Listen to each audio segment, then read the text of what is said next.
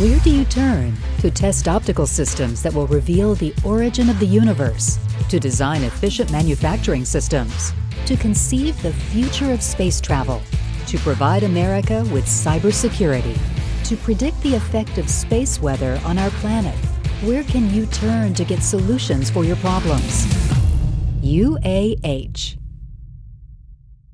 The Army Research Laboratory turned to UAH to find the best way for soldiers to master battlefield technology. We do a line of experiments where we bring students in and get them to interact with a operator interface for UAVs. Similar to my kids, they're the Xbox generation.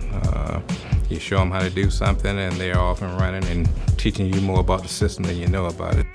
I'm one of the 5 soldiers on this team, and our mission is to clear this town. So my guy on the ground is now looking at a controller. He's able to see into this compound, this area, and say, okay, where are there possibly targets? But the real skill that's needed is how do you maneuver through the various traps, scenes, and stay alive? And how do you do that in a group? We're going to try to crack that code, and I believe these students will help us do that. If you can use or take some kind of advantage from knowing what the weather is going to do or might do, that gives you then a better chance to make a profit, to reduce your risk, to reduce your costs.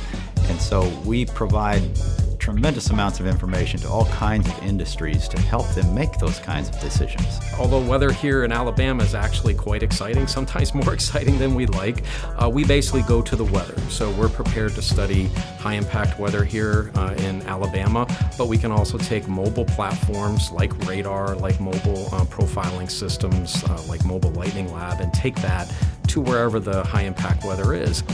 Electrical systems are highly impacted, our power systems by lightning. Commerce and transportation are impacted by lightning as well. We call our students the foot soldiers of science. They are involved in every aspect of the research we do.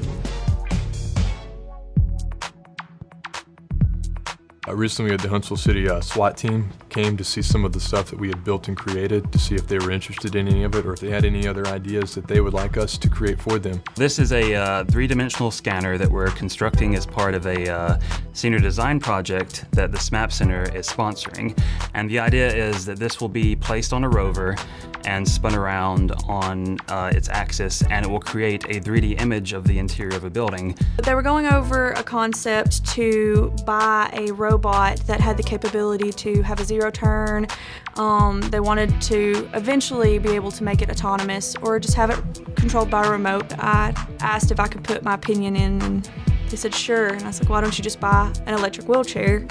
You could buy one that has zero turn capability and it will do the exact same thing as the robot you're wanting. And so they were like, well, okay, research that for us. So I got on Craigslist. We found one for about $250, which was much less than what they were looking at purchasing, which was anywhere between $10,000 to $20,000. They actually have a master's program here in cybersecurity, and they have different tracks that you can go down. They have a track for business, a track for computer science, and a track for computer engineering. And since my undergraduate is going to be in computer engineering, I'll be doing cybersecurity with computer engineering. It's not strictly just a lecture school. A lot of research goes on here, and you feel like you're a part of it.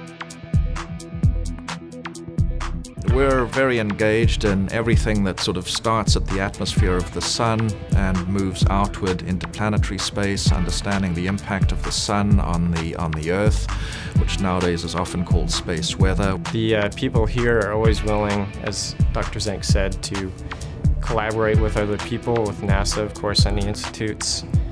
We always try to get collaborators because we know if the more people you work with, the easier it is to try to figure out your problem. In one example, UAH will work on the Faraday Cup attached to Solar Probe Plus in 2018.